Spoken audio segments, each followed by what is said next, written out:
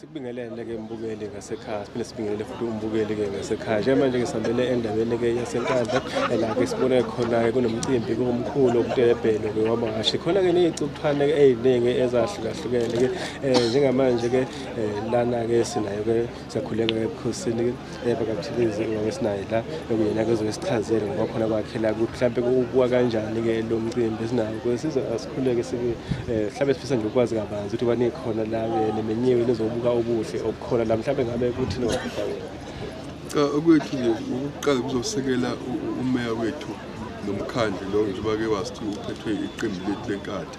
But-ke sijabula kakhulu lo mcimbi oqhubeka ngoba kakhulukazi njengeqembu lenkatha esikushoyo thina kubantu into esisuke siyenza futhi sikwazi ukuyenza lapho singakafiki khona ukuba siyenze. Lokhu nje okubonayo lapha mina ngokubuka ohlangothini lomnotho ukuthi this is boosting local economy. Mongabuka nje umama badayisayo lapha namahhashi labantu bakithi ngoba sesibona laba odebhelayi-ke kungamashi-ke abathile lapha bayiqala abantu baseNkandla. Esicela ukuthi-ke senze i-rundown yohlelo lethu okuzokwenzeka njengamanje. Futhi ziqele zonke ngisho iy'tolo esizokwenza kuzoawadwa ukuthi kuzonikezwa imiklomelo yalama-race asengijimile kusukela lapha ku-grade 8 soze sifike-ke kulapha ku-grade 6.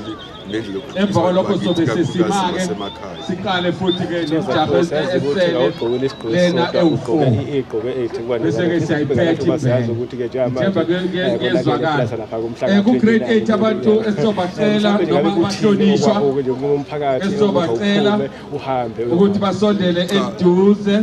Socela ukhansela uBT Dlomo nokhansela uP Kwanyana ukuthi okwenza inhlonipho basiphe nje imizuzwana yabo embalwa ukuthi beze la ngaphambili ukuze sikwazi ukuthi-ke ku-awardwe u-grade 8 okuku-race 1 we-local behambe beyovota ukuze lo khethe siyakulo engabikho ungisela ngaphandle. Njengoba ngisho ukuthi angizilapha ngepolitiki ngeke ngikhuluma ipolitiki kakhulu kodwa nje abantu bapha eNkandla bona uyazi ukuthi bayibekele isisekelo okungesabo bayikhetha abaholi abahlakaniphileyo.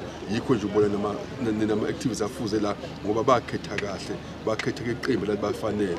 Abanazizathu abantu baseNkandla bonke ngobuningi babo ukuthi bagudlube la ababemi khona bayazazi bami kuphila bese nale ngcosana-ke enye eyayikhethe yona ukuvota ngenye indlela ayibone nje ukuthi yinye kuphela indlela yaseNkandla efanele baseNkandla. Leyo indlela yeqembu lenhlanhla yabo iqembu elibakhathalelayo neqembu eliqhamuka nezinto ey'phathekayo ey'fana njengalena la abantu bakithi besakala khona bekwazi ukuhlomula. Lo mdlalo nje usukhule kabi sekhona besifazane abakhulayo namahhashi okuyinto leyo ekhombisa ukuthuthuka echaza uhlobo lukameya siyaxolisa ukusukumisa abantu abadala naba kwezinye iy'ndawo bafuna kodwa-ke ayikho into esingayenza abanjengalaba bebuza umeya ukuthi liphi iqembu elihlakaniphe kangaka elikwazi ukuthi sikwenze linye-ke iqembu uyalazi lona uzobatshela ngoba niyathanda ukukhuluma ngoba thina sizingane asikwazi phela ukuzenzela nje izinto zakho ihambe fanele kuyafika isikhathi sokuthi abantu bakithi abavote siyabacela abalikeze abadala lesi sifundazwe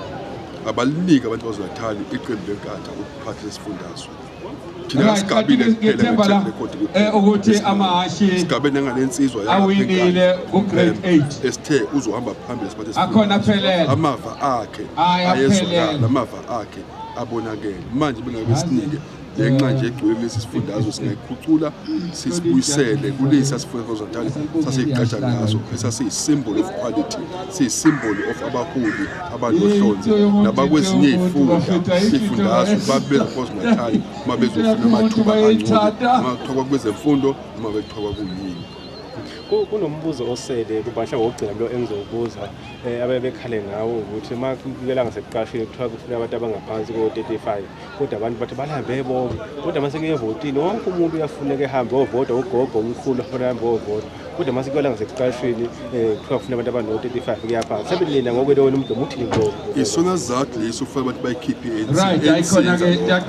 Thina sithi wonke umuntu wase-South Africa osesenamandla ukuthi angasebenza akaqashwa sebenza angithokoze besho njalo uyazi indaba uZikode usaseMatasa socela nje ukuthi namuthi uzosenzela awardele amagama uqoshwe mina emsebenzi wasengumntazanyana uze kuqashwe abantu abasha inkatha izokwakha amathuba amasha emsebenzi amaningi sithe neso industrializer izwe la KwaZulu-Natal nje siphethe luya hulumeni wethu uyazi ukuthi asikho isifunda idistrict engenayo imboni noma izimboni ayikho isifunda idistrict engenaso isikhungo semfundo ephakeme including TVET colleges because sasikliye ukuthi abantu bakithi akudingi beze beye eGoli beye eThekwini bethu umsebenzi abayithole closer la bakhona khona so ke ilokho esizokwenza ukuthi ukuze bonke abantu basebenze nabasebenzayo bazi ukuthi imisebenzi yabo ivikelekile abavoti iqembu lenkatha elizobasiza kulokho.